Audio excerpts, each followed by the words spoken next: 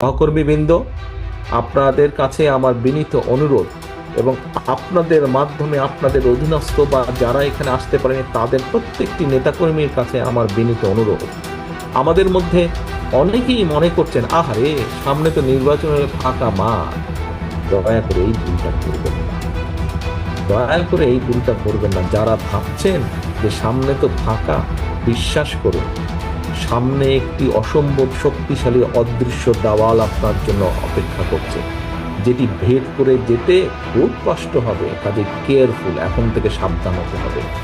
31 দফা নিয়ে যান, জনগণকে বোঝান, জনগণের আস্থা অর্জন করুন, জনগণের প্রত্যাশা পূরণের চেষ্টা করুন। সব প্রত্যাশা আপনি এখনই পূরণ করতে পারবেন না, যদি ইনশাল্লাহ আল্লাহর মতে আমরা সরকার গঠন করি অনেকাংশে সেই প্রত্যাশা আমরা পূরণ করতে সক্ষম হব। কিন্তু সেটির জন্য জনগণ যাতে আপনার আস্থা রাখে, জনগণ যাতে আপনার প্রতি ধৈর্য ধারণ করে, সেই জন্যই আপনাকে সেইভাবে ভূমিকা পালন করতে হবে।